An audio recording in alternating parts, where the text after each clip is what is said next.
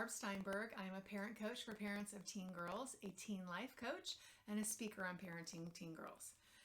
I think that there's a lot of talk. When we talk about parenting teens and tweens, we talk a lot about guiding them and teaching them and influencing them. And of course, that's a huge part of our role. And even more so, I would say, when they're little, we get so used to telling them what to do and how to do it and what our expectations are that sometimes it's hard to shift that a little bit when they become older and they're now in the tween and teen stage. So I want to talk about the wisdom of silence. The wisdom of silence. So often, I think especially when they become teenagers, we don't get as much time with them as we used to. And that can be really hard as a parent. We can miss them. We can miss spending time with them and having access to them and listening to them. So sometimes when we get them in the car for a little bit or at breakfast or dinner for a little bit, we want to kind of soak up everything we can. We're asking lots of questions and we're wanting to engage, and they might not want to. And that can feel disappointing and deflating. Sometimes it can make us angry. We can get frustrated.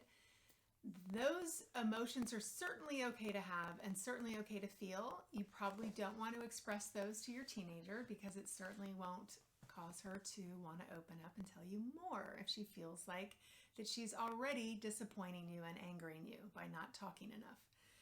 So I like the idea of sometimes playing with the idea of using silence to connect. So let's say that you're picking her up from school to drive her home or take her to her next activity. And instead of peppering her with questions, you might say, "Hi, it's so great to see you." And you might pat her on the leg and say, "I'm so happy to have you in the car." And then you can just be quiet and you can ride along in silence. Maybe you're playing her favorite songs, maybe not.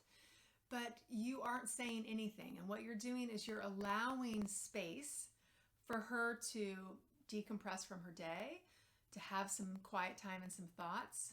Let me just add in here, this means that there's no phone in her hand. So in our family, we have the rule of if it's a short car ride, like 20 minutes or less, nobody has a phone in their hand. You're in the car and available.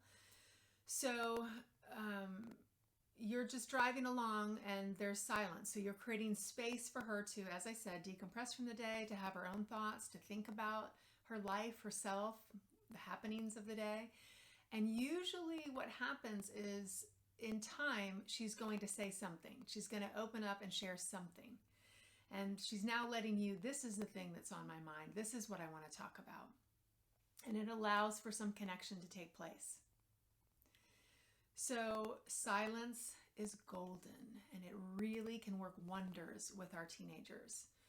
And I encourage you to try it out and let me know how it went. I've just had so many instances where parents have said, "Oh my gosh, I used the silence trick and it actually worked great."